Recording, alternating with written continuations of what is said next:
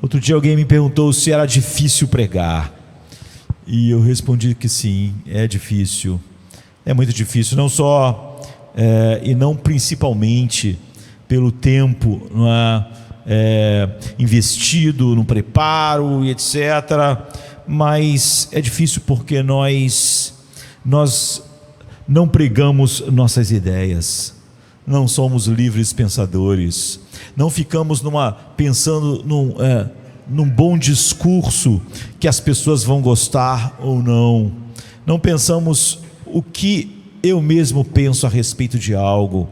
É difícil porque temos que nos colocar de lado e humilhar nossas mentes diante da sabedoria infinita de Deus revelada em seu Filho, e a responsabilidade então de pregar não suas próprias ideias, suas próprias soluções, ou as soluções que o mundo queria ouvir, mas pregarmos e tentarmos de todas as formas manifestar tão somente a mente de Deus. E grande parte do que vai ser pregado hoje não vai fazer isso no nosso mundo, nas igrejas. Isso é uma tragédia, e nós nos levantamos rapidamente para dizer que esse é o grande problema da igreja. É parte dele, sem dúvida, mas eu diria que é tão difícil quanto pregar é você ouvir a pregação da palavra de Deus. Hoje é muito comum mesmo as pessoas que têm um conhecimento correto de Deus falar: aquele pastor está pregando heresias, está pregando erros. E por que ele está fazendo isso? Ele está fazendo isso por um motivo muito simples. Ele está olhando para a palavra de Deus, mas ele não gosta de todas as coisas que ele vê ali, e ele quer colocar um pouco das suas ideias, e ele quer botar um pouco da sabedoria do mundo, e ele quer fazer uma mescla de coisas. Então é óbvio que ele não se torna só inútil para edificar o povo de Deus, ele se torna um agente do diabo. Mas ouvir a palavra de Deus, você pode ser, eu diria que se há pregadores heréticos ou propagando erros, há ouvintes heréticos. Quando você ouve a pregação da verdade de Deus e só pega aquilo que te interessa, e as coisas da verdade de Deus que te ofendem você deixa de lado, está fazendo exatamente o que os pastores estão fazendo, e por isso são pregadores heréticos, ou estão propagando erros diabólicos. Ou seja, o mesmo processo que acontece com pastores acontece muitas das vezes com quem está criticando pastores. Ouve um sermão, mas não faz uma aplicação dele, gosto ou não, dependendo se aquilo está de acordo com a minha opinião, a opinião da cultura, ou se aquilo é agradável, ou confortável, ou fácil. Quando nós achamos que podemos pegar parte do que nos interessa e jogar fora o que não nos interessa, nós estamos fazendo exatamente o que um pregador herético faz. Portanto, ouvir a pregação é tão difícil quanto pregar, porque tanto nós pregamos diante de Deus, a mente de Deus, quanto nós temos que receber a verdade de Deus, autoritária de Deus, quando ouvimos a pregação como a voz de Deus, sem deixar nossos pensamentos, os pensamentos, as teorias, ideologias que saturam o nosso mundo, interferir no que Deus disse. Eu estava vendo outro dia, eu estava lendo uma Spurgeon contando que uma irmã que não tinha ido num culto no domingo, mas o seu esposo foi, e quando o esposo chegou em casa, ela perguntou: e como foi o sermão, para o esposo dela? Ele disse: foi bom o sermão de Spurgeon? E ele disse: eu ainda não sei, mas eu acho que vai ser muito bom. E ela perguntou-lhe assim: mas como assim? Você não ficou até o fim do sermão? Você veio embora para casa antes do sermão terminar? Ele disse: não, Spurgeon fez a parte dele, mas eu ainda preciso fazer a minha. Só sei se será bom dependendo do que eu vou fazer com isso, senão não será bom, pelo menos não para mim. Talvez seja terrível em vez de bom. E ela estava certa. Hoje pela manhã ouvimos um sermão cheio de aplicações profundas à nossa vida. Mas quem pode fazer essa aplicação a não ser nós mesmos? As aplicações são feitas de maneira geral, mas cada um de nós tem aspectos mais duros, ligados a determinadas coisas. O Evangelho é o remédio para tudo, a verdade, mas nós precisamos aplicar ele seriamente onde nós vemos mais dureza, vemos que aquela palavra sonda mais. Mas como alguém pode fazer isso por nós? E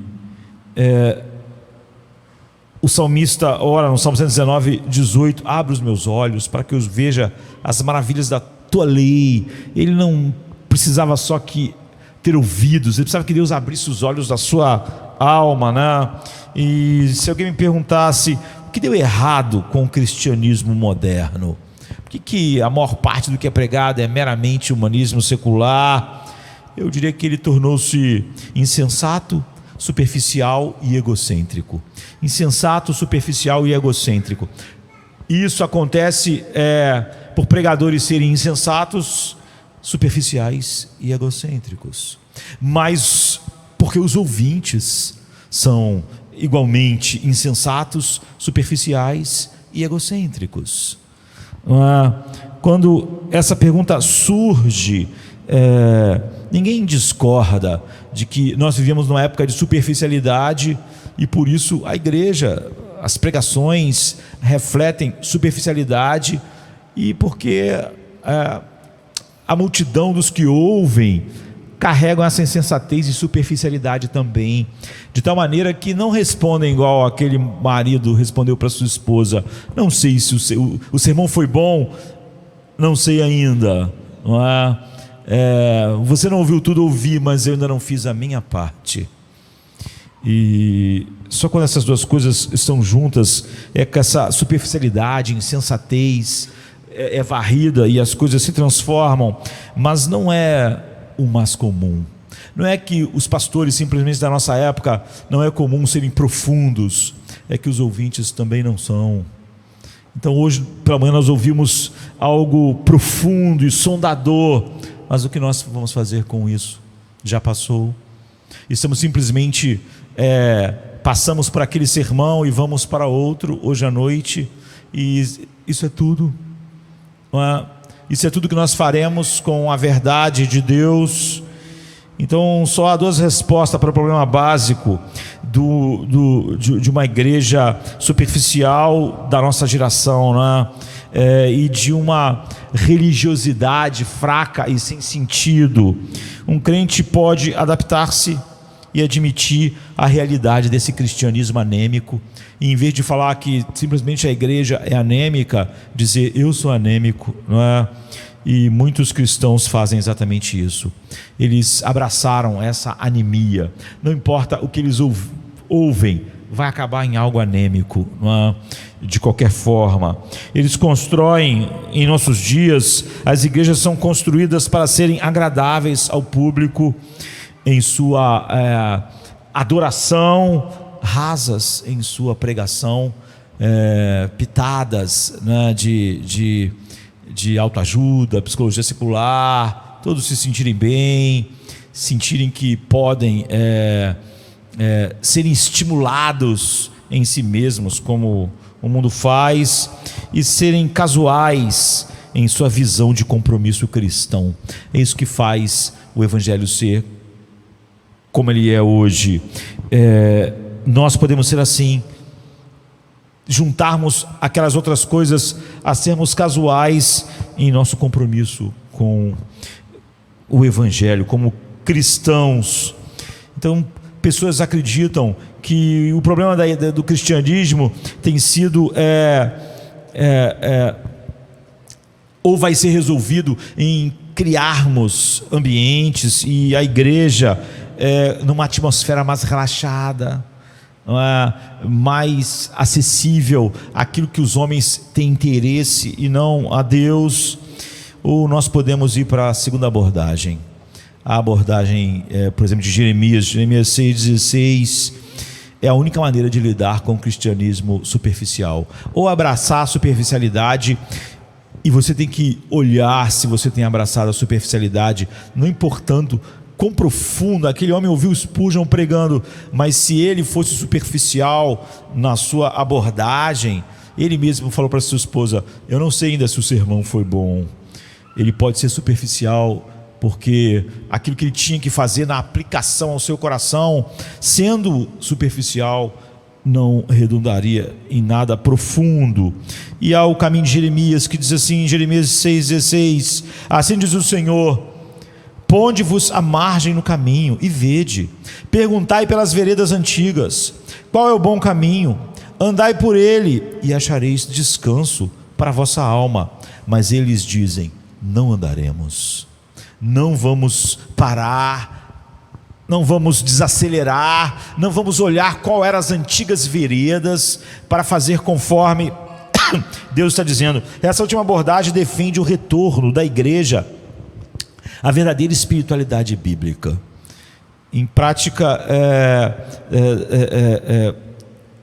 ter um foco sério sobre a palavra de Deus e realmente aplicar ela ao seu próprio coração, em vez de simplesmente olharmos para a igreja, termos um profundo olhar sondador sobre nossos próprios corações em relação à verdade. Spurgeon disse que muitas das vezes as pessoas estão olhando, acham que estão olhando para uma janela e estão encontrando um monte de defeitos, mas eles não percebem que estão olhando para um espelho. E nós devemos integrar doutrina com a vida de todo o coração. E esse necessário casamento de doutrina e prática é que destrói o superficialismo,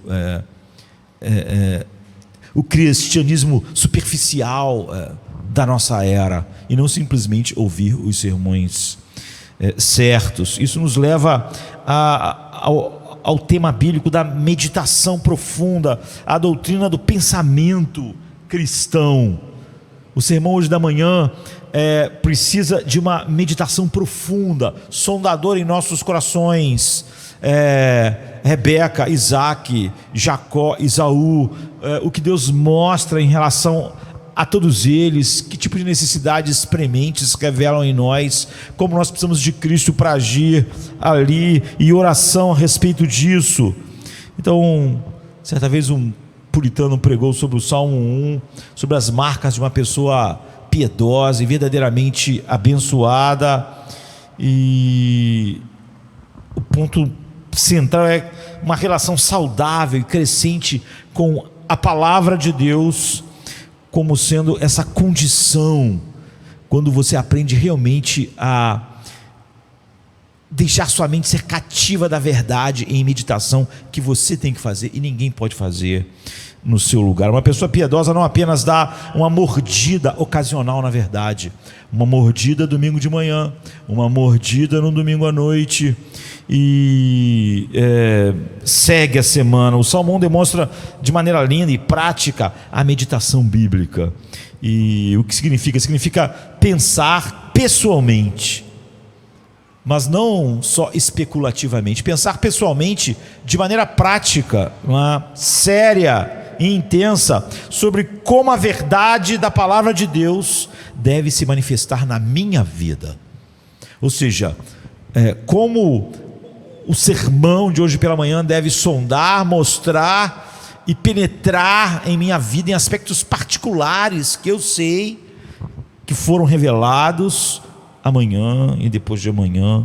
Edmundo Calamy, que é um puritano que nasceu em 1600, morreu em 1666, ele descreveu como a meditação como habitar nas misericórdias que recebemos e mastigar as promessas que Deus fez. Você não ouve as promessas e as misericórdias de Deus e acha muito bom e dá uma mordida nisso num culto ou em algum momento do dia. Não.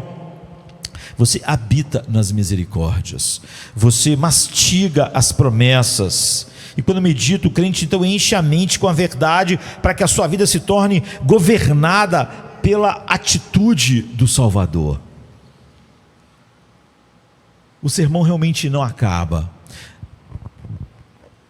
É mais fácil falarmos sobre tantos pregadores não pregando o evangelho, e então pregando de maneira herética ou errada um outro evangelho. Mas, como eu disse, há uma maneira de ouvir hereticamente e ouvir um evangelho que não é verdadeiro, porque nós, como aquele que está separando da verdade de Deus o que interessa, ou misturando com as suas ideias ao pregar, nós às vezes, ouvindo um sermão, nos ofendemos, tiramos o que não gostamos, colocamos fazemos a aplicação só onde nos é confortável, onde nos interessa. Eu chamaria isso de ouvir hereticamente. Infelizmente, ao longo dos últimos séculos, os crentes perderam o foco constante na meditação bíblica cristã.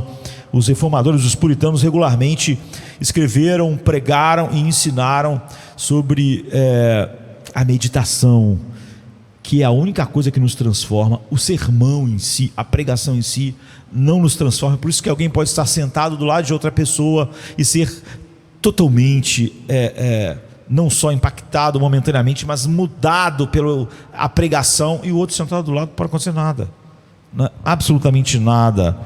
E agora, essa é uma ênfase diluída. Mesmo quando nós ouvimos algo centrado em Cristo, nós podemos fazer daquilo a coisa mais superficial do mundo, em como nós vamos agir em relação àquilo amanhã. Então, o cristão raramente, hoje em dia, a igreja raramente escreve grandes obras sobre meditação, e porque nós queremos coisas mais práticas, porque nós dependemos tanto que outras pessoas nos ajudem e nos apontem determinadas coisas, porque nós não mastigamos, não habitamos nas misericórdias de Deus, como disse Calame, e nem mastigamos suas promessas. E isso vem a ideia de meditar. Hoje em dia, no mundo de maneira geral, nós nos afastamos tanto disso, que quando as pessoas ouvem falar sobre meditação, é mais fácil elas pensarem em meditação transcendental, oriental, do que pensar em como os cristãos agem com aquilo que ouvem ou recebem na palavra de Deus. Só que a meditação oriental é um esvaziar da mente. Ela não tem nenhuma relação com a nossa meditação, já que é nos encher da mente pensamentos de outra pessoa. Tem conteúdo, não é esvaziamento, não é enchimento. E sem um retorno com deleite a esse dever, nenhum sermão vai te abençoar, nem te transformar. Esse amontoar de conhecimento, ou essa ideia de que eu tenho que ler tantos livros ou ouvir tantos sermões, não faz nada pelas pessoas. Finalmente, você vai fracassar em digerir as escrituras para torná-las seu caminho prático, se você fizer assim. Então, motivar cada um de nós a fazer isso é o grande trabalho que deve ser feito em oração e dependência do Espírito, e guiar. Quando você medita, amanhã os teus padrões de pensamento vão estar sendo guiados pelo que você ouviu do Evangelho, através do que Deus revelou na vida de Jacó, de Isaac, de Rebeca. Você vai fazer aplicações adequadas. E duas fontes nos ajudam: o ensino bíblico e a rica experiência espiritual da história da igreja, que numa época diferente foi muito mais profunda do que nós. Então, o nosso desejo continuamente, aqui presencialmente, colocando coisas continuamente na internet, conteúdo, encorajar o povo de Deus a ver a necessidade desse assunto fundamental e prático, sobre a palavra de Deus. Por que as últimas gerações de crentes então não enfatizam essa profunda meditação? Porque mesmo quando se ouve o puro evangelho pregado, aquilo tem tão pouco efeito. Essa falta não é uma falta só de púlpitos, é uma falta de sabermos ouvir realmente a verdade de Deus. E nós podemos responder essa pergunta de maneira ampla, mas a principal razão é a falta de confiança na palavra de Deus, queridos. Por que as pessoas meditam tão pouco na palavra de Deus? Porque elas acreditam de fato que os problemas do seu coração, os seus dramas, não podem ser resolvidos pela palavra de Deus. Elas estão buscando mil formas de resolver suas tristezas, sua amargura, sua falta de descanso, sua falta de paz. Há na igreja dos nossos dias, e mesmo em pessoas que falam que têm um apreço verdadeiro pela palavra de Deus, uma confiança de que ela é suficiente.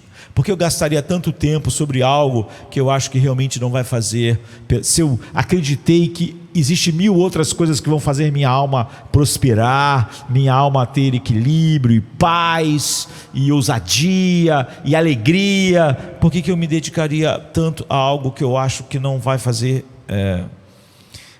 isso? Ou seja, eu posso declarar que o humanismo secular é vazio, mas minhas atitudes podem mostrar que eu não confio na palavra de Deus e que ainda confio em outras coisas. Então, não achamos que a palavra de Deus é suficiente para lidar com questões como problemas e tentações que os crentes enfrentam, e com aflições, e com tristezas, e com depressões. Mas os puritanos, por exemplo, viveram numa época muito pior que a nossa. Eles foram queimados em fogueiras, eles foram presos, eles foram execrados, foram expulsos, eles sofreram como nenhum de nós sofreu. Então como é que a Bíblia foi suficiente para eles? Não é? Nós podemos voltar atrás, e a história da igreja é uma história de perseguição e de martírio. Como a palavra de Deus foi suficiente para essas pessoas? Nós somos bombardeados com dificuldades, seduções, ansiedades que nos deixam estressados e perturbados interiormente, e no entanto Deus projetou a sua palavra, e Deus também projetou os nossos corações para encontrar alívio, descanso, satisfação apenas em seu Filho. E será que Deus pode se alegrar na minha vida, que eu estou usando os mecanismos que Ele determinou, e a fonte única que Ele determinou para chegar ao lugar que minha alma anseia? Nós acreditamos que nós podemos até ter isso, mas que nossa alma depende de outras coisas, não é? Entretenimento, álcool, hobbies, viagens, diversões, compras, esporte, terapia. E embora reconheçamos que Deus deu livremente ao seu povo certos prazeres, não toda essa lista, não é? Legítimos nesse mundo, não acreditamos que eles possam fazer nada pela nossa alma, absolutamente nada. Deus escolheu nos ajudar a lidar com desânimo, pecado, aflições, aplicando a verdade divina às nossas mentes, que fazem brotar em nós afeições adequadas. A meditação une a mente das pessoas à sua verdadeira âncora espiritual de estabilidade. A pregação não faz isso por si mesma, mas a meditação, ela une a tua mente a uma âncora firme, a uma âncora que suporta qualquer tempo, qualquer época, qualquer tempestade. William Bates, que é outro puritano, nasceu em 1625, em 1699, ele diz assim: há grande inconsistência nos pensamentos dos homens, mas a meditação prende-os e fixa-os a um objeto espiritual seguro, firme e inamovível. Então, induzindo o seu povo a verdadeira meditação, Edmund Smith, ele diz assim: a meditação, outro puritano, levará a uma calma de disposição, uma serenidade da mente e uma certeza sobre os caminhos de Deus. Smith ele reflete que as gerações anteriores, ele já está numa época posterior aos puritanos, apesar de já ser séculos atrás, viam mais profundamente a meditação como aquilo que era mais fundamental individualmente para cada um de nós, especialmente em tempos mais escuros e mais tempestuosos. Seria aquilo que foi acumulado que se transbordaria no nosso dia mal. Thomas Watson, um dos mais famosos puritanos, ele escreve: um cristão entra na meditação como um homem entra no hospital, para que ele possa ser curado. A meditação cura a alma do seu amortecimento e do seu foco na terra, do seu foco no mundo, do seu foco nas coisas comuns da humanidade sem Deus. Agora, a última pregação do domingo passado fez isso contigo na última semana. Se não fez, é porque você não meditou. A meditação bíblica nas Escrituras age como um remédio para o crente, porque o Espírito de Deus sempre usa o bálsamo da verdade para nos dar conforto. Agora, você buscou conforto em outra coisa, o Espírito Santo não vai usar essa coisa para te dar conforto. O Espírito Santo só tem um bálsamo para o nosso conforto. Ele nos leva a Cristo, nos aplica a beleza de Cristo a cada uma das necessidades, diferentes que elas sejam na nossa alma, de pessoa para pessoa. Um dos puritanos mais doces, Richard Sibbes, bem lá no início mesmo, 1577 que ele nasceu, ele atesta assim: esta meditação é um ato sério do espírito no interior da alma, cujo objeto é espiritual, cujo afeto é um apetite provocado para praticar coisas sagradas. É um acender em nós do amor de Deus, um zelo pela sua verdade, uma cura de nossos corações amortecidos. Assim, o Espírito de Deus alivia o coração de uma única maneira. O Espírito Santo só alivia o nosso coração, só dá paz, descanso em todas as situações, aplicando a verdade divina através da meditação, não só de ouvir sermões. É por isso que muitas pessoas dizem: mas eu conheço o Evangelho, mas na verdade por dentro da sua assim, essa pessoa não medita. O Espírito Santo não faz a aplicação nela especificamente da verdade. Ela simplesmente ouve sermões. Ela pode ter uma atenção grande na hora que ela está ouvindo, mas ali vai terminar tudo aquilo. E o Espírito então ele desacelera uma mente preocupada, estressada, com medos, e restaura a ordem, a alma de suas criaturas através desse bálsamo da verdade, cujo centro é Cristo. Thomas Hooker, outro puritano, em 1586, ele define a meditação bíblica, tanto na minha devoção diária quanto dos sermões que eu ouço. Ele diz: a intenção séria da mente pela qual vamos procurar a verdade e acalmá-la efetivamente sobre o coração. Encaixar a verdade aos nossos corações, fazê-la descansar, como alguém vai deita e na cama. Então, a verdade sendo realmente posta em nosso coração, assim como não pode haver cura verdadeira após uma cirurgia sem um compromisso sério com o descanso. Se você fizer a cirurgia mais importante, mas no outro dia você fizer tudo o oposto que falar, não levanta da cama, você operou a coluna durante tantos tempo, você vai ter que ficar deitado, depois você vai começar a fazer uma fisioterapia, depois você vai fazer isso e aquilo. Se você fizer tudo diferente, você não pode simplesmente falar que a cirurgia não foi bem feita. Você não fez nada com relação àquilo que foi feito. O que está sendo feito nessa hora é incutir a verdade no seu coração, mas há muito pós-sermão ou muito pós-cirúrgico para essa verdade ser introduzida, introjetada na nossa alma, de maneira que mude o que precisa ser mudado, dê o descanso, dê a paz, dê a alegria, nos afaste de uma visão mundana da vida. E A cura espiritual sem um compromisso com meditação, que eles não acontece. Só ouvir sermões, quer aos domingos aqui, quer em casa, quer ler grandes sermões de homens do passado, isso não vai fazer nada. É como fazer uma cirurgia, e depois que você vai para a cirurgia, você se enfia num lugar imundo, então vai dar uma infecção, né?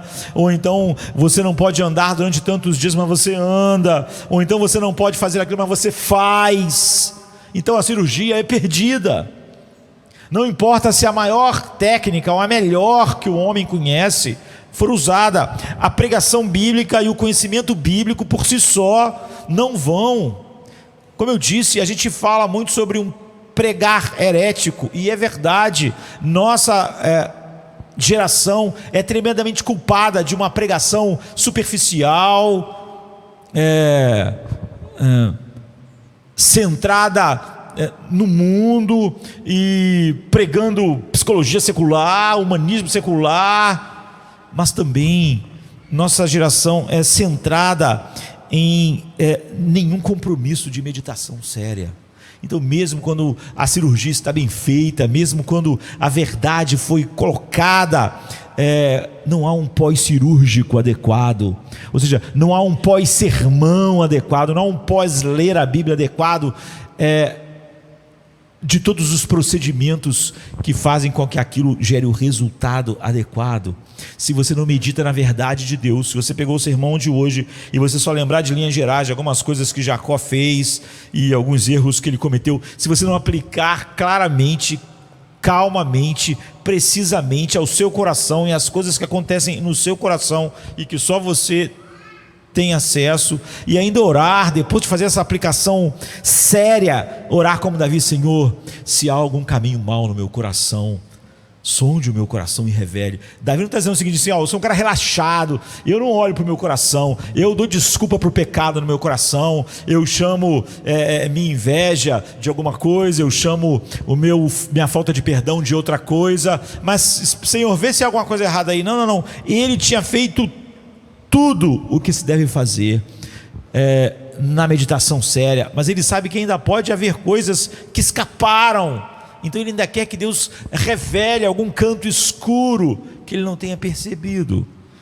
Você vê uma seriedade na aplicação, o que ele deve pessoalmente ponderar. Ninguém pode ponderar por você, ninguém sabe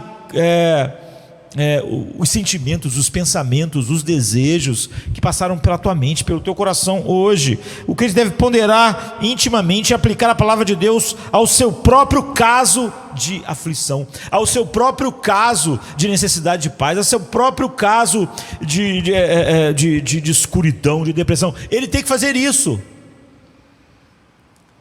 Ao não fazer isso, você vê muitos cristãos, por exemplo, muitas pessoas falam comigo como se a palavra não estivesse funcionando em sua vida. Eles estão reclamando do médico que fez uma operação neles, mas o médico disse que eles não poderiam correr porque eles operaram o coração, mas um dia depois eles saíram correndo, foram disputar uma maratona.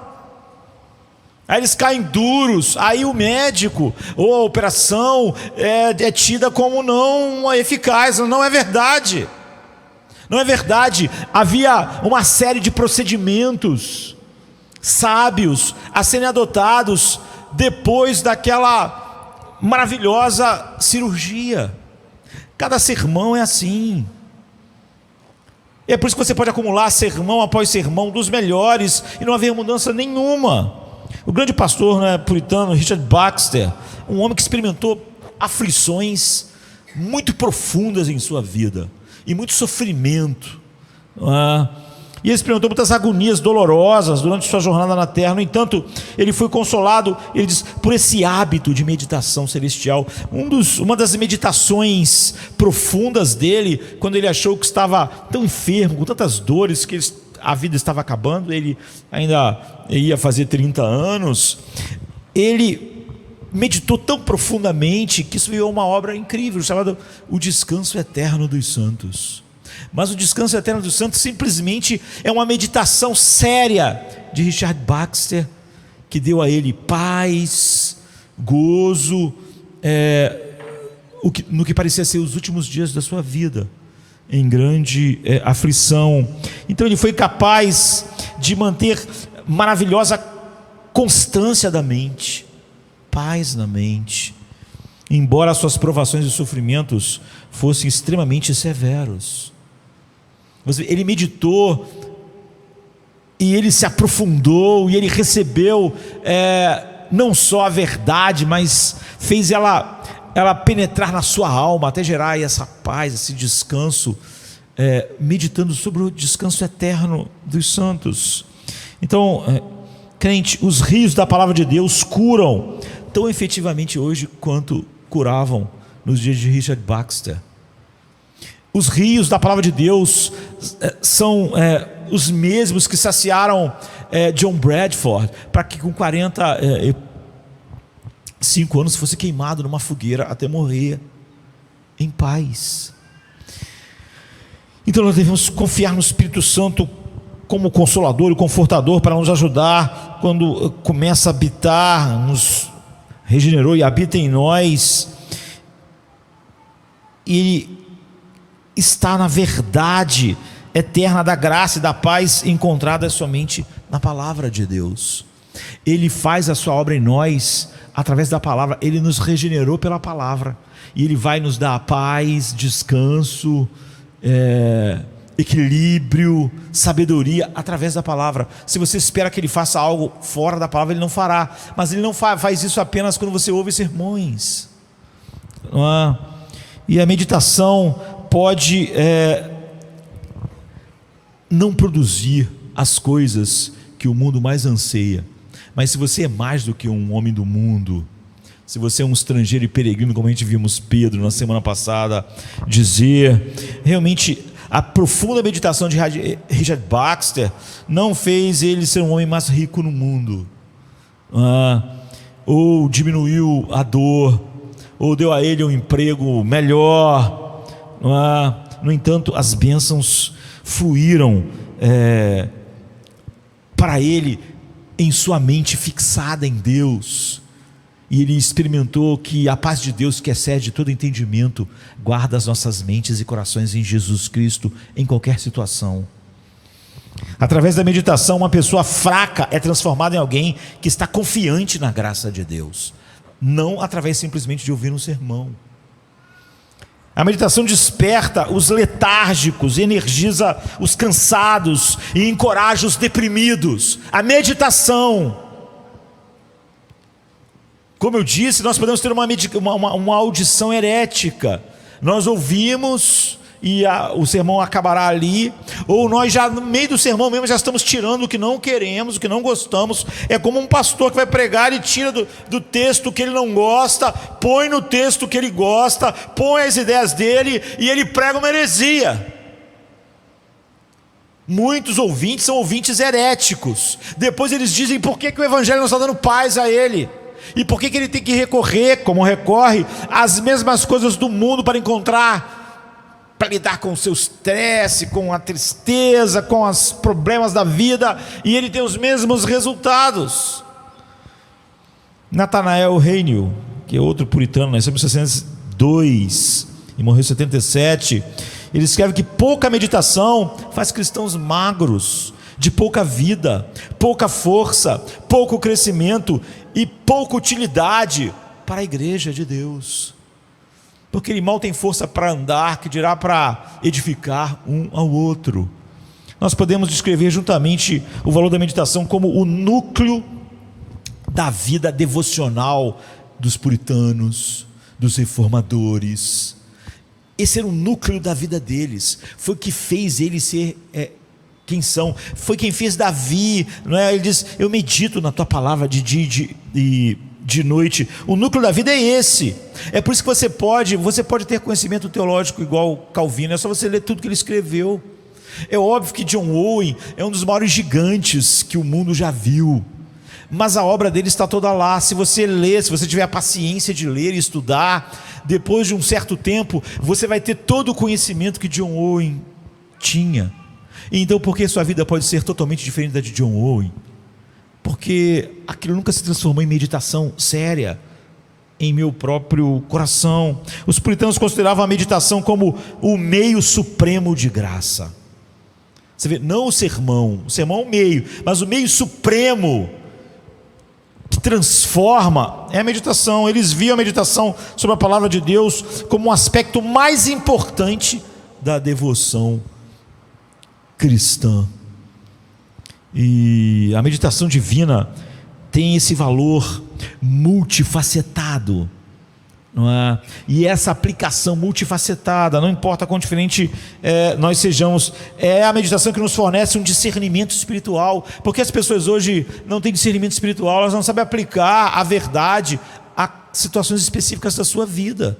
Todos nós temos situações específicas diferentes, trabalhamos em lugares diferentes, estudamos em lugares diferentes e enfrentamos problemas diferentes, mas nós devíamos ter um discernimento espiritual na aplicação. Mas se nós não aplicamos a verdade aos nossos corações, como nós vamos poder aplicar isso às situações que vão atingir os nossos corações amanhã? Então, a meditação melhora a nossa audição, para não ser uma audição herética, e nossa leitura bíblica, e a nossa vida de oração, aplica as verdades gerais da Bíblia ao nosso caso. Nós aprendemos verdades tremendas e maravilhosas, gerais, através de Jacó, Isaac, Rebeca, Esaú hoje, mas essas foram colocadas verdades gerais, mas você precisa fazer uma aplicação pessoal, ao seu próprio coração, à sua própria história, ao próprio momento que você está vivendo. Isso fortalece nossos corações, focando eles em verdades espirituais e fornecendo um benefício duradouro de ficarmos refletindo sobre essas verdades, trazendo de volta. Amanhã, quando acontecer algo, eu lembro como eu devo reagir em relação a isso, por aquilo que eu coloquei. Se eu depois empurrei mais aquela verdade ao meu coração, eu vou ter o discernimento espiritual nessa aplicação. Por causa do grande valor espiritual da meditação, Satanás se opõe a ela de forma especial. Thomas Watson, falando a respeito disso, ele diz assim: o diabo é o inimigo da meditação. Ele sabe que meditação é um meio de organizar o coração e trazê-lo para o quadro gracioso do coração de Deus. Satanás está contente que vocês sejam cristãos que ouvem os melhores sermões, e para que não sejam cristãos, contanto que não sejam cristãos que meditam. Ele pode suportar a sua arma, a arma que você recebeu ao ouvir um sermão cheio do Evangelho, ou a leitura que você fez. Ele diz, Satanás, ele pode suportar a sua arma, desde que você não coloque nenhuma bala nela. Se você não sabe dar os tiros amanhã, tudo que você recebeu é inútil, sabe? Ele diz, olha, esses grandes sermões, essas grandes verdades, é a arma, mas se você não, através da meditação, não carrega essa arma, para amanhã, quando cada situação acontecer, tu poder usar essa arma, o diabo não liga que você tem uma arma sem balas. No entanto, hoje o diabo parece ter ganhado nesse ponto. Ele nos convenceu de que meditar profundamente na verdade é desnecessário, e nós comparamos o que Deus disse às ideias dos homens, as ideias dos homens sobre a alma, sobre a vida, sobre a felicidade. Nós hoje vimos a bagunça que foi a vida e a família de Isaac. Todo mundo ali está querendo o quê? Ser feliz. Todo mundo está querendo encontrar o sonho que vai satisfazer. Estão todos cavando mais agonias e aflições. Talvez eles pudessem ficar perturbados. Quanta infelicidade, quanto ódio, quanto irmão querendo matar irmão, esposo enganando esposo. Mas porque nós compramos ideias falsas, e só através da meditação nós substituímos as ideias falsas naturais dos nossos corações, ou que chegam a nós através da nossa cultura, pela mente de Deus. Então, com uma clareza penetrante, Calame, que é um dos grandes puritanos, ele diz assim: agora, essa falta de meditação é um pecado, de que eu acredito que a maioria dos cristãos são culpados, e não posso me excluir, há poucos cristãos que estão convencidos da necessidade e do dever da meditação divina, de colocar realmente balas na sua arma, de enfrentar a vida real com essa arma. Por causa disso, pastores como James Ussher, há 350 anos atrás, ele falando sobre isso, ele disse: uma hora gasta assim vale mais do que 1000 sermões.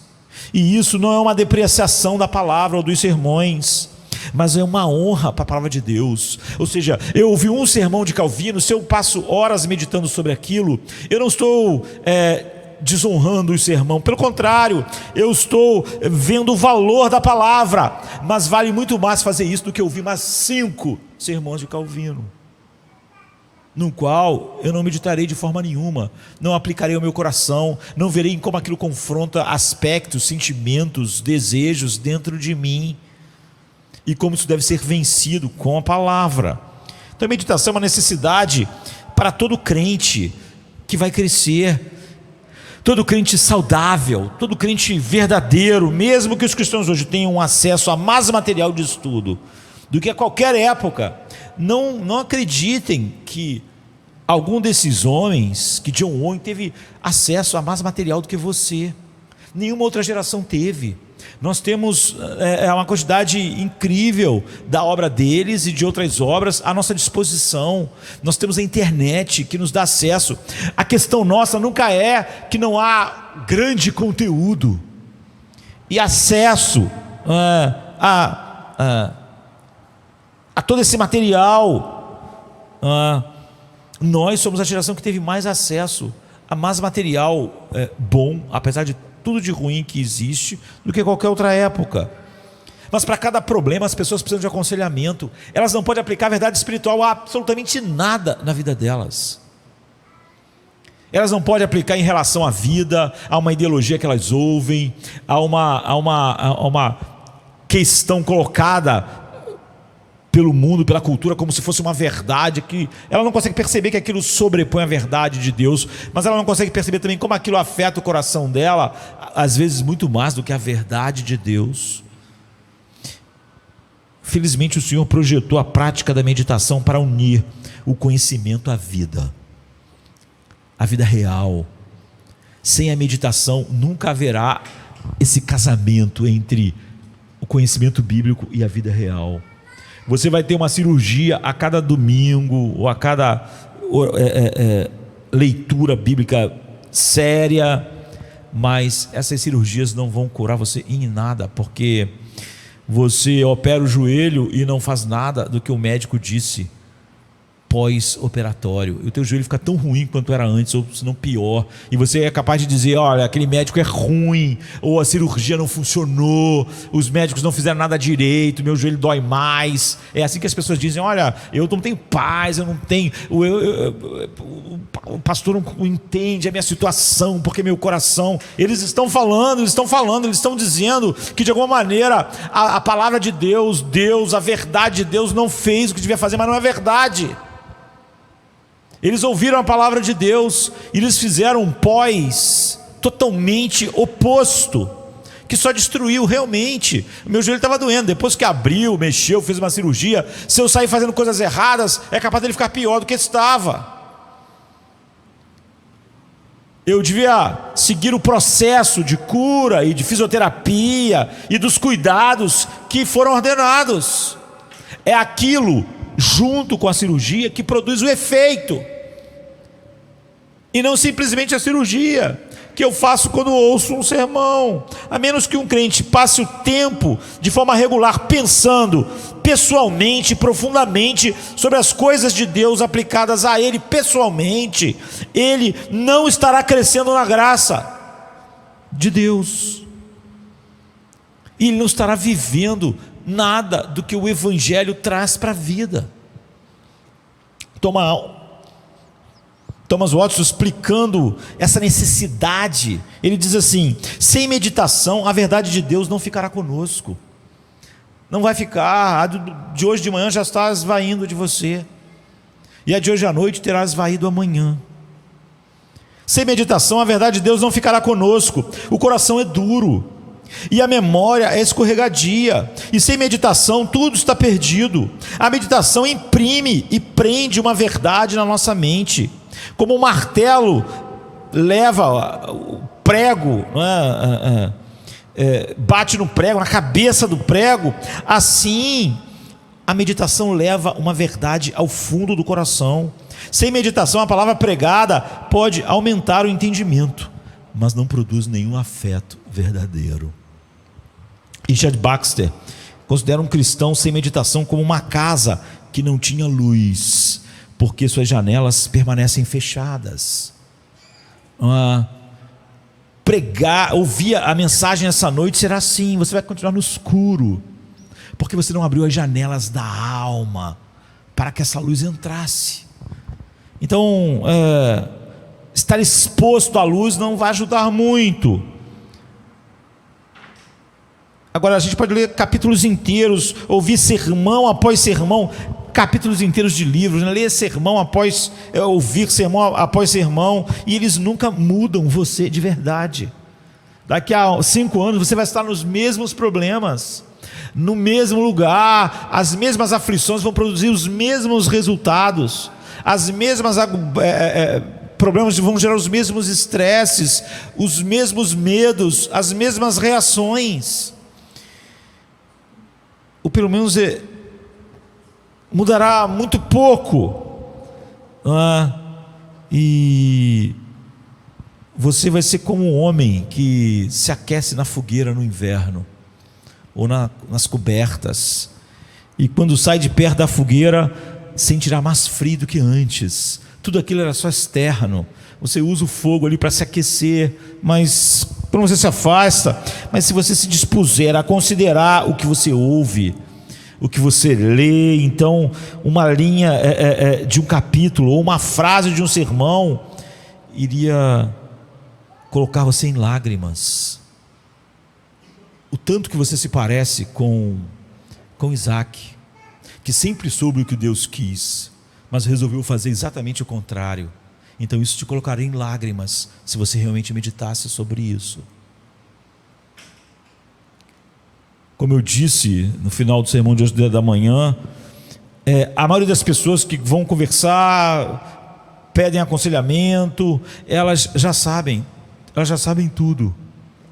Elas só querem continuar indo por um caminho que elas sabem que não é o que Deus. Era como se Jacó ou Isaac ficasse sempre a um aconselhamento, como é que ele ia lidar com o fato de Esaú não receber a bênção. Deus tinha dito quando eles nasceram isso.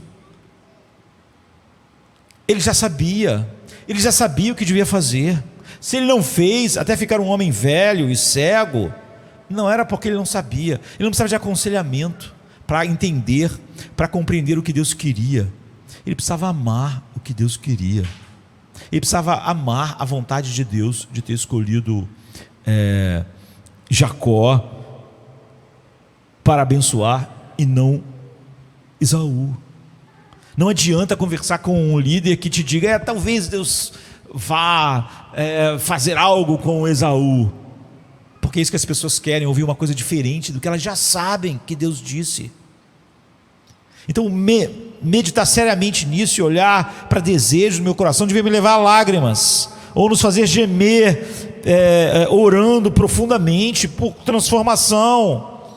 Satanás, ele alocou tropas no coração de cada homem carnal, e a consideração é o principal meio de expulsá-los. Satanás inculcou mentiras, sabe? É parte das suas tropas, desejos, e você só pode expulsar isso através de uma consideração verdadeira na palavra de Deus. Mas os cristãos devem realmente mergulhar nisso continuamente. É o único meio, não é? Não existem aqueles que tenham chegado a um ponto ou a um lugar em que eles não dependam disso. Há uma altura de conhecimento, não é? Não, ninguém, todo mundo. Essa é a característica cada vez maior de um homem maduro, e não menos. Mais maduro, menos meditação. Não existe isso. Ninguém chegou à altura de não depender totalmente desse meio. Quando John Ball, em 1585, falou a respeito de como deveria se aplicar a meditação, ele respondeu que ninguém pode isentar-se desse dever, a menos que ele tenha o propósito de viver de uma forma inútil para Deus e para os outros. Se ele se determinou a viver desconfortável para si mesmo, desobediente para com Deus e sem paz no coração. Os puritanos, então, eles escolheram Josué, o sucessor de Moisés, para demonstrar a necessidade desesperada de meditação. Não importa o que você vai fazer, você precisa de meditar nas verdades do Evangelho, e não, como eu disse, quase sempre que as pessoas vão no encontro de casais, eles querem falar sobre o casamento, simplesmente, sobre relação, não sei o quê. Isso não adianta nada, não é? Os puritanos escolheram Josué, o sucessor de Moisés, exatamente por isso, para demonstrar a necessidade de meditação. O Senhor apareceu para Josué para encorajá-lo para a tarefa de conquistar a terra prometida. E o que Deus discutiu com Josué? Ele não tem que invadir nações armadas, nações com muralhas. O que você acha que Deus, no encontro de líderes que invadem nações, o que devia ser tratado? Qual devia ser os temas? Sabe, para um líder que vai ter que conquistar uma terra, ou jovem solteiro, ou jovem casado, ou velho, ou de meia idade, qual é o tema? Qual é o tema que Josué precisava para ser eficaz em levar o povo para dentro da terra que estava cheia de inimigos armados até os dentes e com muralhas? O que Deus discutiu com ele? Estratégias militares, as melhores estratégias militares para invasões, as melhores técnicas de luta, as melhores maneiras de usar a espada. Foi isso que Deus falou com Josué. Planos de batalha. Em vez disso, o Senhor disse a Josué que a sua grande necessidade, se ele queria levar o povo para dentro da terra, enfrentar todas aquelas batalhas, todas aquelas lutas, ele devia nunca se afastar de meditar na palavra de Deus. Deus disse: esforça-te e tem bom ânimo, porque tu farás este povo herdar a terra que jurei a teus pais que lhes daria. Tão somente esforça-te. Aí tu pensa, e passa horas treinando espada, horas treinando, é o que vai ser dito. Então somente esforça-te e tem muito bom ânimo, para teres todo o cuidado de fazer conforme tudo o que está na palavra que eu revelei ao meu servo Moisés. Dela não te desvies, não te desvie da palavra, nem para a direita, nem para a esquerda, para que prudentemente te conduzas por onde quer que andares. Não se aparte da tua boca o livro desta lei, antes medita nela dia e noite, para que tenhas cuidado em fazer tudo conforme está escrito, porque então farás prosperar o Senhor o teu caminho e serás bem sucedido. Você vê? É isso que foi dito a Josué. Não era técnicas de invasão, técnicas, não afaste, para você não fazer nada que desonre a Deus, e Deus será contigo, e você vai colocar o povo naquela terra. Que pena que nós achamos que para Josué conquistar a terra, o que ele precisava era técnicas de guerra, e que para o nosso casamento ser uma bênção, nós precisamos da última técnica de romance, de manter relacionamentos. O que a gente precisava era de não afastar nossa mente da palavra de Deus, e no nosso casamento fazer tudo que o honre.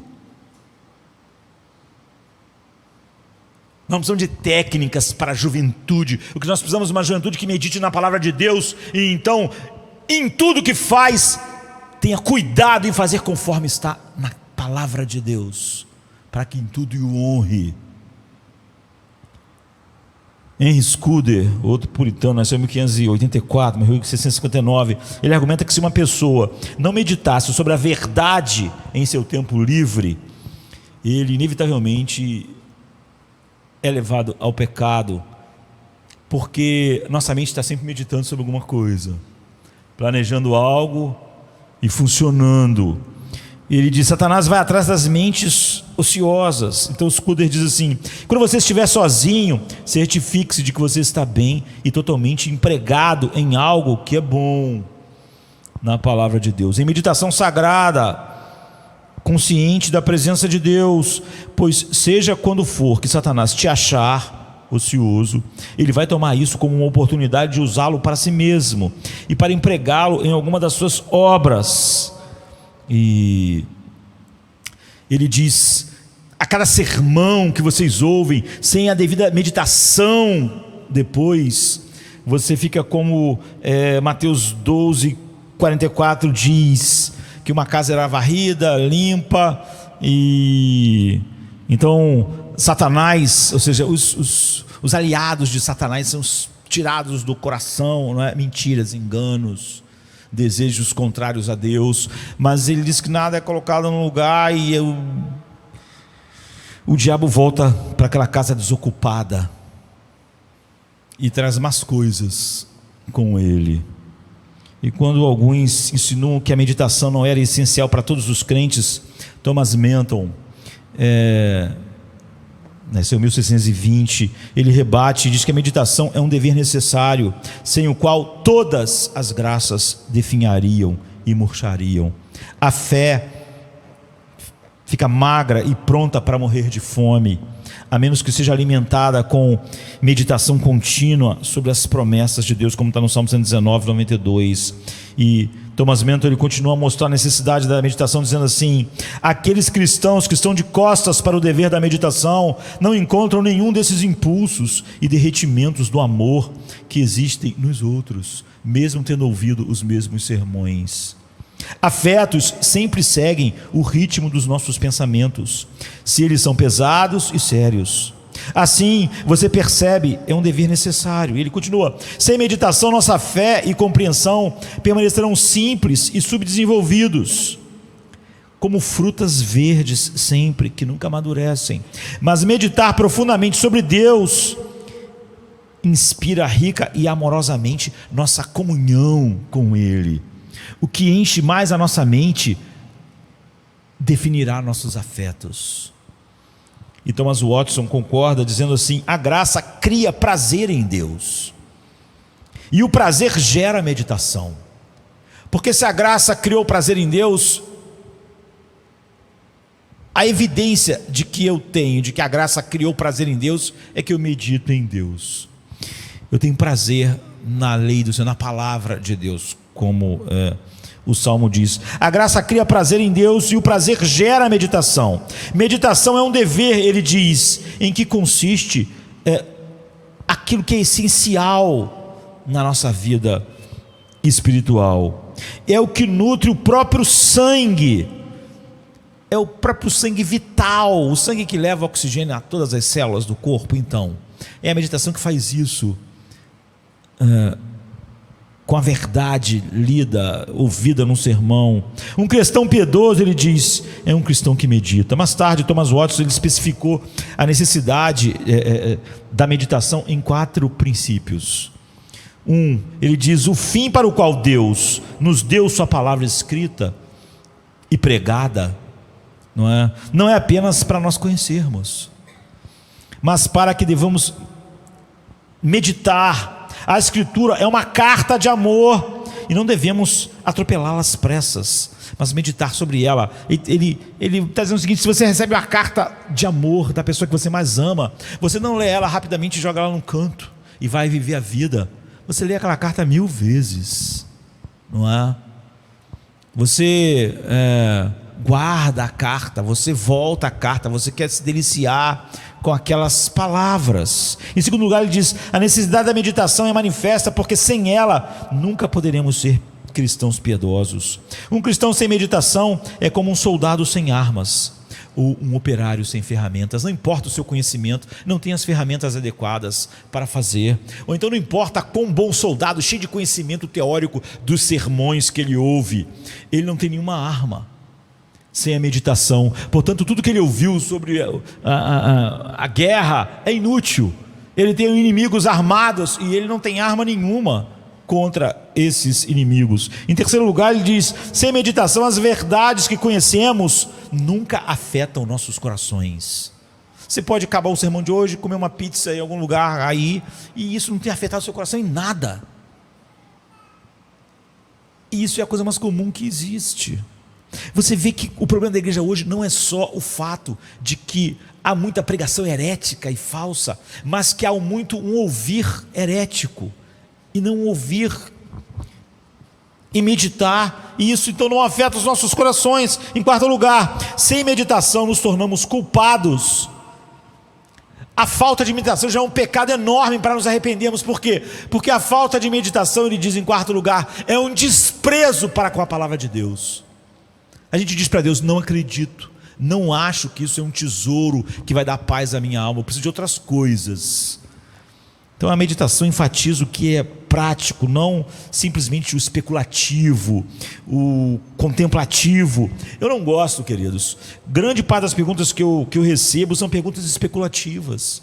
As pessoas fazem perguntas, elas querem especular a respeito de um assunto. Aquilo não tem nenhum propósito prático para a santificação delas. Muitas pessoas, quando imaginam acerca da meditação, veem alguém simplesmente se recolhendo e pensando em mistérios inúteis. As pessoas discutem os maiores mistérios das doutrinas mais profundas de Deus só para viver uma vida como um bruto, sem piedade, não é? Sem consciência da presença de Deus. Isso, no entanto, é óbvio, não é meditação bíblica nenhuma, ainda que ele possa falar sobre os assuntos mais complicados. Meditação sempre redunda em mudança, em ações, em realmente ser impulsionado para a prática, para me saber ter bala amanhã para as coisas que vão acontecerem a partir da verdade que eu ouvi e que eu fui para casa e meditei sobre elas. Expus o meu coração, não menti para mim mesmo, vi como aquela verdade expôs coisas dentro de mim, orei para que Deus lidasse profundamente com isso, e faço todo o pós-cirúrgico adequado para que a saúde que flui da palavra de Deus realmente se manifeste em mim, não é? E longe de usar meditação como desculpa para simplesmente preguiça, os puritanos tinham cuidado com isso. William Bridge, nasceu em 1600, ele diz, alertou o povo não passar todo o seu tempo na obra de meditação como uma forma de fugir dos seus deveres, não é? Mas muitos crentes não podem conectar sua vida cotidiana com o passar do tempo e pensamento profundo sobre as verdades divinas. Nós estamos em épocas tão diferentes das deles, né? No entanto, Paulo, ele conecta o pensamento certo à prática certa. Em uma das principais passagens do Novo Testamento sobre meditação, ele diz assim em Filipenses 4, 8 e 9: finalmente, irmãos, tudo o que é verdadeiro, tudo o que é respeitável, tudo que é justo, tudo que é puro, tudo que é amável, tudo que é de boa fama, se há alguma virtude, se há algum louvor, seja isso que ocupe os vossos pensamentos. E que também aprendestes e recebestes e ouvistes e vistes em mim, isso praticai, e o Deus de paz será convosco. Nessa passagem ele pronuncia uma bênção, não para aqueles apenas que ouvem, conhecem a vontade de Deus. Como eu disse, Jacó, Isaac, Rebeca, Jacó, Isaú, eles sabiam a vontade de Deus desde o início, mas sim sobre aqueles que colocaram sua vontade na prática cotidiana, refletindo na verdade de Deus. Quando Paulo diz, nisso ocupe os vossos pensamentos, ele não está falando vossos pensamentos fugazes, ele está dizendo que isso seja o alvo da meditação de vocês. O que nós estamos ouvindo hoje é o que é bom, é o que é agradável, é o que é de boa fama, é o que há virtude, é a única coisa que realmente merece todo louvor. a verdade de Deus. Isso então ocupa os nossos pensamentos. Os puritanos frequentemente enfatizavam esse objetivo prático na meditação. Richard Greenham, nasceu em 1535, ele molda a meditação em torno da vida assim: meditação é aquele exercício da mente pelo qual trazemos à nossa lembrança aquilo que sabemos, discutimos mais sobre o assunto e aplicamos a nós mesmos para que possamos ter algum uso dele em nossa prática diária. Ou seja, trazemos à lembrança aquilo que já sabemos. Só saber não basta, eu tenho que continuar trazendo. Quando a Bíblia diz assim, lembre de algo, não é que você esqueceu, mas é que você traz de volta o que você sabe. Imagine se Isaac, pensando na mensagem de hoje de manhã, tivesse passado todos os dias trazendo de volta a palavra de Deus à sua mente. Ele não poderia viver anos negando e abraçando um desejo que era exatamente o oposto à vontade de Deus. Mas ele não meditava sobre isso, não era agradável para ele, porque ele já tinha decidido ir por um outro caminho. É óbvio que isso não é piedade. Thomas Watson, ele tinha essas regras quanto à sua meditação. Ele diz que a meditação seja reduzida à prática. Ele diz, viva a sua meditação.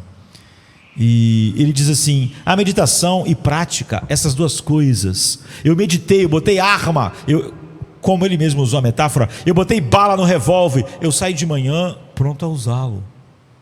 Então ele diz, a meditação e prática, como duas irmãs, devem ir de mãos dadas. O propósito da meditação é a ação. Sem isso, somos como aqueles gnósticos que tinham muito conhecimento, mas eram licenciosos em suas vidas. Quando você está medindo acerca dos males do pecado no mundo, na igreja, em todos os lugares, coloque sua meditação em prática. Dê ao pecado uma carta de divórcio. Que sua meditação seja prática. Quando você estiver meditando sobre uma promessa, viva essa promessa. Se quando você estiver meditando for sobre a lei de Deus, não obedecer a palavra de Deus, você vai ficar aquém daqueles que entraram finalmente no descanso, porque eles tinham seu prazer nessa palavra e meditavam nela. Meditação sem prática, ele diz, só aumenta a sua condenação. Thomas Watson está dizendo, ouvir meus sermões sem meditação, unida a usar as balas que você botou na arma, só aumenta a condenação dos homens, não os salva, não os conduz para Deus. E Calamity usou a imagem de portas para explicar essa estreita conexão entre meditação e obediência. Ele escreveu que para a meditação ser bíblica, ela tem que passar por 3 portas. Para você pegar o que você ouviu hoje, quer de manhã, quer hoje à noite, e ter uma meditação bíblica, ele diz, ela tem que passar por 3 portas. As portas da compreensão. Não podemos meditar no que não entendemos. As portas do coração. Nós acabamos fazendo aquilo que o nosso coração mais ama. E as portas, ele diz da conversação, mas eles usam essa expressão, a Bíblia também usa, como estilo de vida. Não é? Ele escreveu que o objetivo final da meditação, de você ouvir o sermão e depois você ter que fazer essa meditação, ele diz, o objetivo final da meditação é tornar a sua conversa mais santa. Você deve meditar em Deus para caminhar com Deus, como Deus caminha, e assim meditar em Cristo para valorizá-lo e viver em obediência a Ele, senão você não meditou em Cristo. Ou seja, se você medita no amor de Cristo, Paulo diz, esse amor me constrange. Se ele não me constrange, pensamentos rápidos sobre o amor de Cristo só aumentam minha culpa. Se a meditação não terminar na prática da obediência piedosa, então seria semelhante a você mastigar os alimentos, mas nunca haver digestão, não haverá crescimento saudável, não haverá nada. Thomas Menton, outro puritano famoso, diz assim, o que você meditar deve ser puxado para a aplicação. Enquanto ficamos em princípios gerais, nós apenas esticamos o arco. É quando chegamos à aplicação é que nós deixamos voar a flecha e acertamos o alvo. Nada mais fácil do que deixar as verdades em linhas gerais, olharmos o que foi mostrado na vida de Jacó, Esaú, Rebeca, Isaac, em linhas gerais. Se nós não sondarmos, não meditarmos, não pararmos, não aplicarmos o que aconteceu ao que nosso coração tem pensado, agido, desejado, então nós nunca tiramos nenhuma flecha num alvo, nós nem temos alvo. John Ball, né, que eu já mencionei antes, outro presidente, diz assim: a aplicação é a vida da meditação. É por isso, por causa dessas verdades, que aquele membro da igreja de Spurgeon disse para a esposa: eu não sei se o sermão foi bom, eu acho que foi muito bom, mas eu não sei se foi bom ainda, porque Spurgeon fez a parte dele, mas eu ainda tenho que fazer a minha. Não terá sido um bom sermão se eu não fizer, pelo contrário, não é?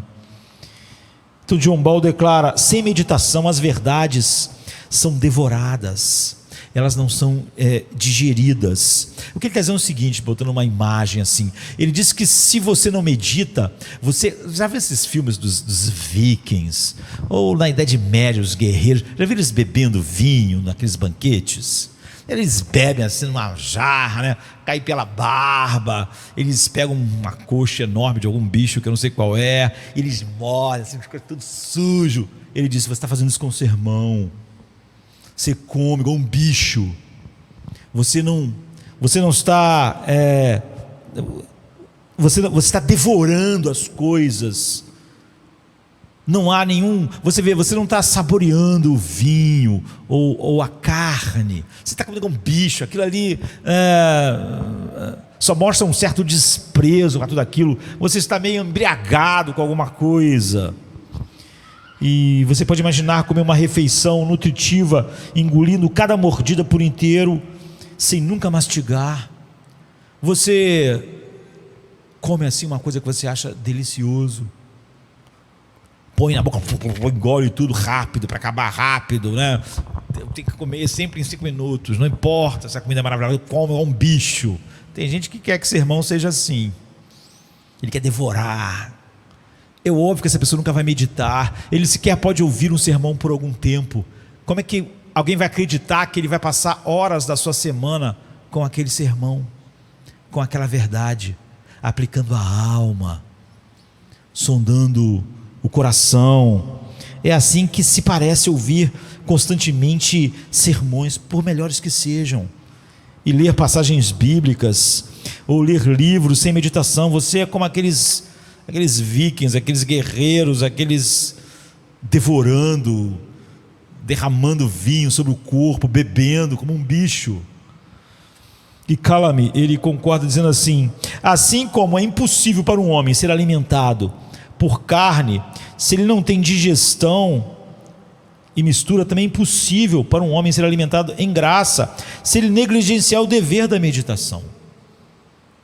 Ele não pode realmente se alimentar de um que foi pregado no sermão sem meditar sobre ele, porque a meditação divina é a mistura espiritual e digestão de todas as coisas sagradas e todos os deveres sagrados que nós ouvimos. E Richard Baxter, ele emprega essa imagem de digestão também, e ele diz assim: eu penso que assim como um homem mastiga por apenas meia hora e leva em seu estômago a carne, pode levar 7 ou 8 horas pelo menos para digerir, também um homem pode levar em sua compreensão e memória mais verdade em 1 hora do que ele é capaz de digerir em muitas. Ou seja, deixa eu falar em outras palavras. Então é o seguinte: você come, mesmo quando você come de maneira saudável, você come meia hora, mas o seu organismo vai levar 8 horas para digerir aquilo, vai levar um longo tempo para digerir, para aquilo virar energia e todas essas coisas em você. E ele diz: olha, você pode comer um sermão, um texto bíblico em meia hora, em 1 hora, mas você precisa daquelas horas de digestão que o corpo faz para transformar o alimento em vida em seu corpo. E ele diz: um homem pode comer demais, mas ele não pode digerir demais. Nunca há essa realidade. E Heinel, ele ensina que a meditação é como o poder de assimilação ou digestão, ajudando a preparar a comida espiritual e transformá-la em nutrição espiritual em seu coração. A meditação é altamente propícia a esta digestão espiritual por conta da sua ponderação de razões e incentivos que trabalham o coração em conformidade e obediência. Então nós podemos comparar a meditação com a água quente e com um saquinho de chá. Um dos puritanos diz, ele diz, olha, se você ouvir a palavra de Deus, é como você mergulhar o saquinho de chá na xícara quente. Se você dá ali, tirou algum sabor, daquilo vai ficar, mas muito pouco. Ele diz, olha, parte do sabor do chá é absorvido pela água, ok? Mas não tanto quanto ocorreria se você deixasse o saquinho lá imerso. O que é a meditação? É como imergir o saco completamente e deixá-lo fundo, até que todo o rico sabor do chá tenha sido extraído e misturado à água, à vida, ao coração, à mente, com o seu sabor, o sabor de paz, de descanso, de alegria, de longanimidade, benignidade, ou seja, os sabores de Cristo. Eles escrevem como meditar para promover esse temor piedoso para com Deus. E ele diz assim, e vão orar por um momento do temor de Deus em nossos corações, sem meditar sobre a passagem das Escrituras que são particularmente adequadas para estimular o temor, é uma perda de tempo, não é? Você se fica imerso em passagens que incutem em sua mente o verdadeiro temor a Deus, então quando você for orar, você vai orar com temor. Thomas Watson, ele diz assim, é melhor meditar em um sermão do que ouvir 5 sermões. E você sabe que ninguém pregou tanto e tão profundamente como os puritanos, como o próprio Thomas Watson. Mas ele diz, é melhor você meditar profundamente num do que ouvir 5. Muitos reclamam que não obtêm proveito de sermões. Ele diz, esta pode ser a principal razão, porque eles não ruminam, eles não meditam sobre o que ouviram, eles já querem o próximo, o próximo, o próximo. Não se parece com algumas pessoas que acham que são mais espirituais assim, mais culto, tinha que ter culto segunda, terça, quarta, quinta, muitos cultos. Eles não meditam em nada, cada culto foi um devorar, um frenesi, que não deu em nada. Ele está pensando no próximo, no próximo, no próximo. E não há nenhuma mudança, não há nenhum deleite, não há nenhuma paz. E depois eles recorrem ao humanismo secular e também não há nenhuma paz. E depois ele acha que a palavra de Deus não é suficiente para lidar com a sua vida, com o seu coração, com a noite escura.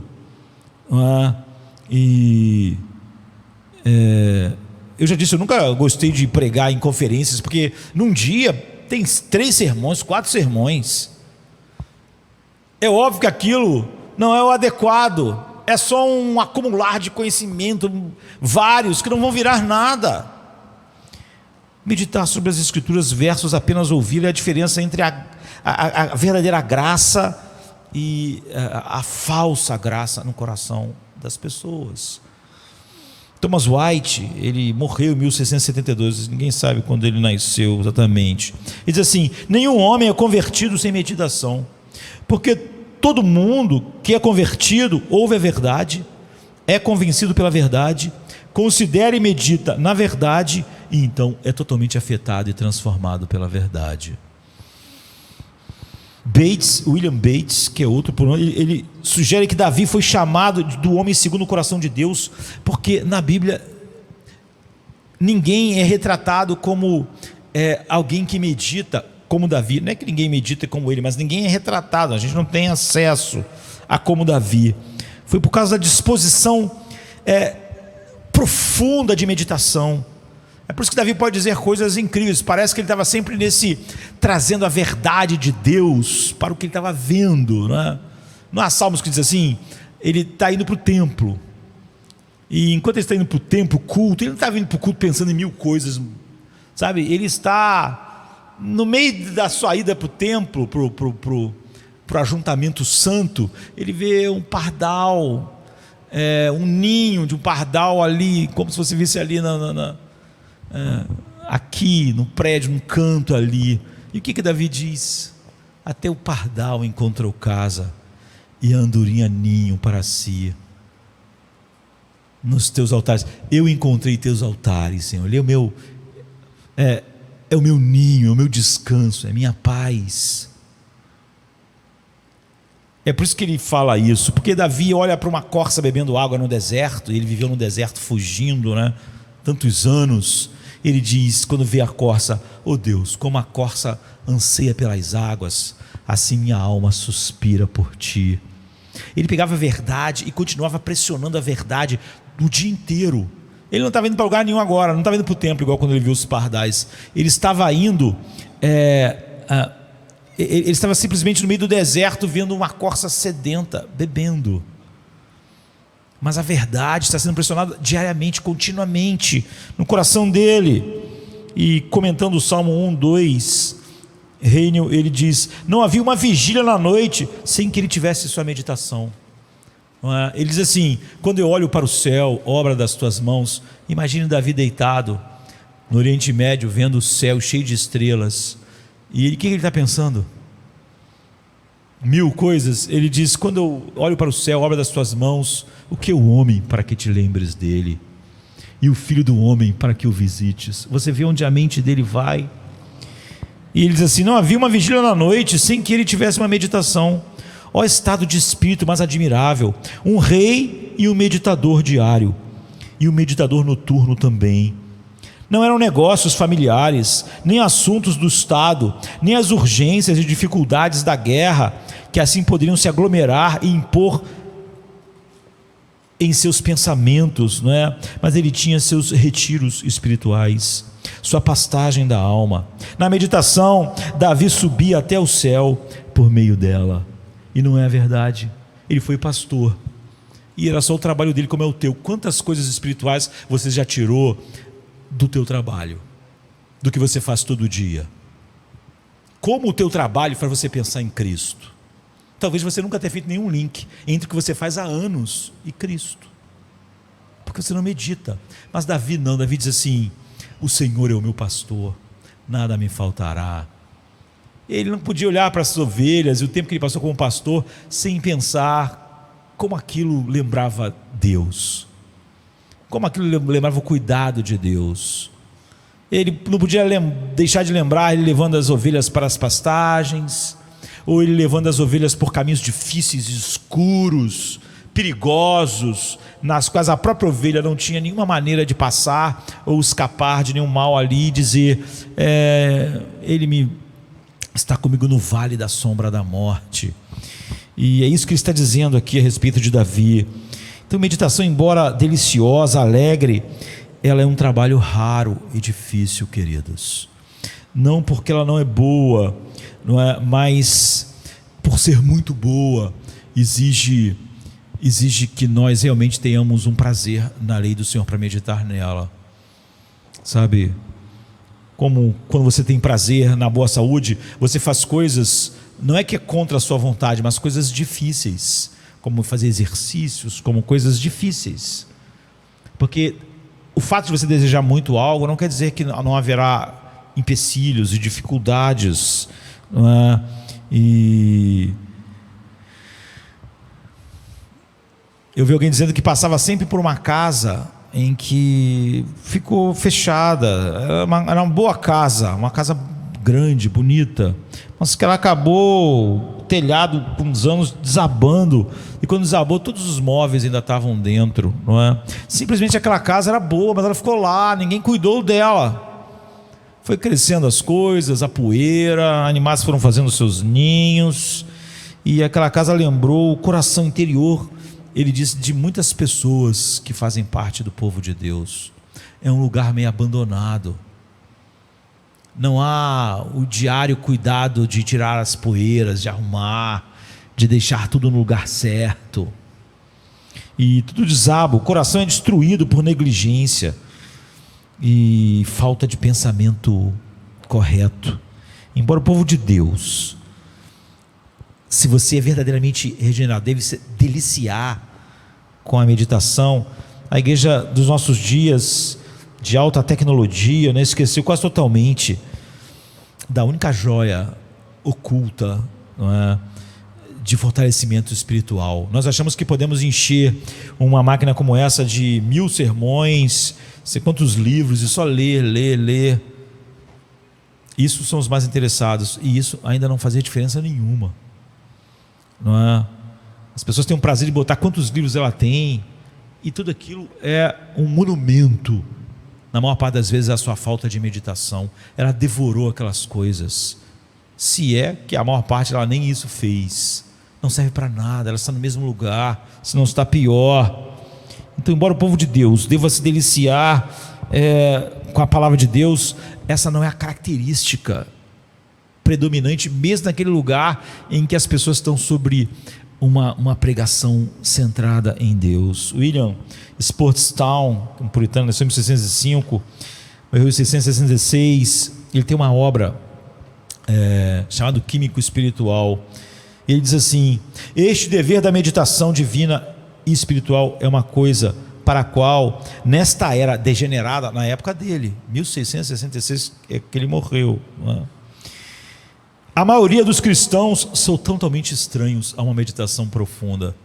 Ele está falando isso no século 17, né, 1600, e as pessoas têm a ideia de que os outros séculos, as pessoas de forma eram espirituais para dar, sei lá, a roupa que elas usavam.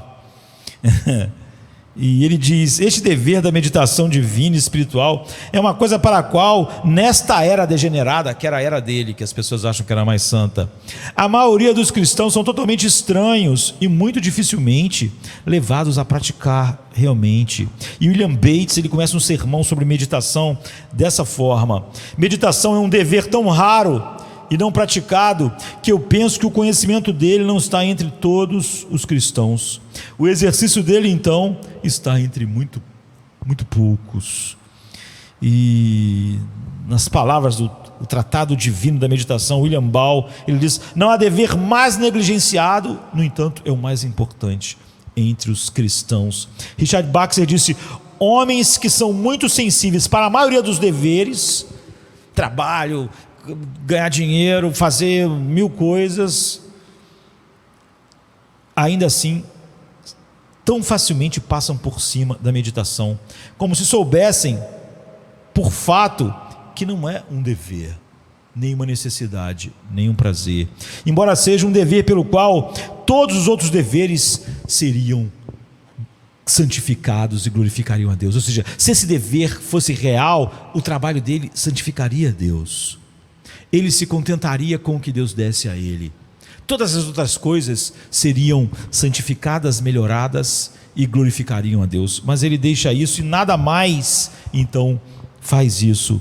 E James Davison comentou em seu excelente artigo sobre meditação puritana, dizendo assim: como a arte do contentamento cristão, a arte da meditação cristã é uma espécie de arte perdida. Não é fácil no mundo de resultados rápidos a meditação. Você vê, nós achamos simplesmente que o problema hoje é a pregação herética, mas há a audição herética mesmo das maiores verdades de Deus. E às vezes nós gastamos muito tempo criticando a igreja no mundo hoje,